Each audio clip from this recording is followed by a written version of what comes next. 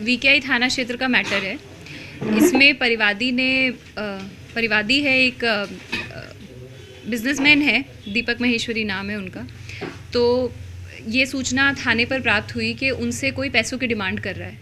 तो जब उनसे डिटेल में पूछताछ की गई और उनकी जब पूरी रिपोर्ट का अवलोकन किया गया तो बात सामने आई कि एक्चुअली पिछले साल ऑलरेडी उनसे किसी ने पैसों की डिमांड की और उन्होंने पैसे दे भी दिए, और इस साल दोबारा से उनसे पैसों की डिमांड की जा रही है। पिछले साल जब उनके साथ ये घटना हुई तो उन्होंने पुलिस को किसी प्रकार से सूचित नहीं किया और अपने स्तर पर ही इसको रिजॉल्व करने की कोशिश की।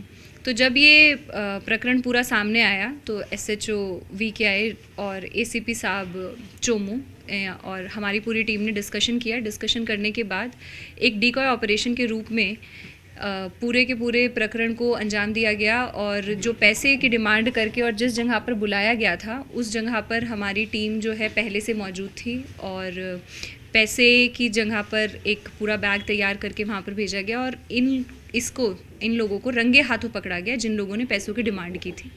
इन्होंने इनसे संबंधित कुछ ऐसी इंफॉर्मेशन गैदर कर ली थी जो कि थोड़ी सेंसिटिव नेचर की थी, और उसी के बेसिस पर ये इनसे एक्सटॉर्शन की कारित कर रहे थे। आरोपी कौन है और कारोबारी को कैसे जानते थे वो लोग? दो आरोपी हमने गिरफ्तार किए, जिसमें एक महिला और एक पुरुष है। महिला का नाम प्रियंका है और पुरुष का नाम राहुल है। ये जो पुरुष राहुल है, इसकी सिस्टर जो है ये व्यापारी के वहाँ पर ही कार्य करती थी, और जो ये महिला है ये खुद वहाँ पर काम करती थी। इसके थ्रू इस महिला और इस पुरुष की दोस्ती हुई, और ये महिला वहाँ पर लंबे समय से काम करती थी, तो इसको उस प्रकार की जानकारी है जिस प्रकार की जानकारियों के आधार पर किसी को ब्लैकमेल किया जा सकता है, उस तरीके की जानकारी होगी, उसने राहुल के साथ शेयर की। इन दोनों ने एक पूरी सोची समझी साजिश के तहत फिर इस घटनाक्रम को अंजाम दिया।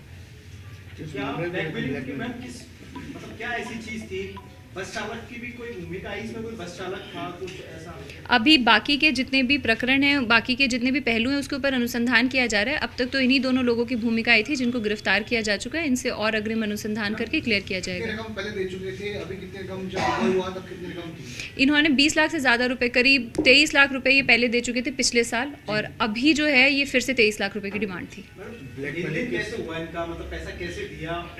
पैसा इन्होंने कैश में ही दिया, और जो इन्होंने डिमांड की वो इन्होंने बहुत ही फिल्मी तरीके से डिमांड की। एक लिफाफे के अंदर टाइप शुदा एक चिट्ठी लिख के, और चिट्ठी को जैसे सड़क चलते किसी सब्ज़ी वाले को दे देते हैं और कहते हैं कि जी डिलीवर कर दीजिए। वहाँ पर डिलीवर करवा के उसके ऊपर एक लोकेशन लिखी हुई थी, इस लोकेशन पर इतने बजे इस प्रकार से पैसे आप वहाँ पर छोड़ जाएँ तो हम वहाँ से कलेक्ट कर लेंगे। इस तरीके से ये इनका MO था। तो इन्होंने पता करने की कोशिश नहीं की कारोबारी ने कि कौन हो सकते हैं, या एकदम जाके दे आए? शुरुआत में इन्होंने इस तरीके से नहीं सोचा। जब ये पुलिस के पास आए तब फिर हम लोगों ने पूरी प्लानिंग के तहत इसको कार्रवाई को अंजाम दिया। पहले रुपए कब दिए थे, उसके बाद अभी 2021 में दिसंबर में पहले घटनाक्रम जो भी हुआ था, और अब जो है अब पिछले 2-3 दिन पहले ये डिमांड आई थी। डिमांड दोबारा आगे बढ़नी शुरू हुई थी या कंटिन्यूअसली? नहीं, ये कंटिन्यूसली नहीं चल रही थी। पिछले साल पैसों की डिमांड की और अब इस साल पैसों की रकम डिमांड का की। क्या किया था? रकम हासिल की क्या? अब वो सभी अनुसंधान में क्लियर किया जा रहा है कि वो पैसों का उन्होंने क्या क्या किया। लड़कियां करती हैं? लड़की इसी के यहाँ पर कार्य करती थी, अब भी कोई जॉब में है। बाकी की डिटेल्स आपको मिल जाएगी। किस पोस्ट पर थी व्यापारी के यहाँ पर, और संपर्क कैसे हुआ था इसका? पोस्ट पर तो जैसे फैक्ट्री में इतने सारे लोग काम करते हैं, तो ये महिला भी कार्य करती थी फैक्ट्री में, और उसे मालिक होने के नाते आदमी जो काम करता है इंटरेक्शन से संपर्क तो हो ही जाता है।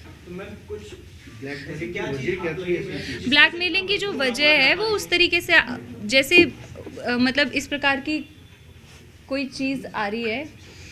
ब्लैकमेलिंग की जो वजह है वो किसी के साथ किसी प्रकार के संपर्क वाली बात आ रही है, किसी महिला के साथ संपर्क की।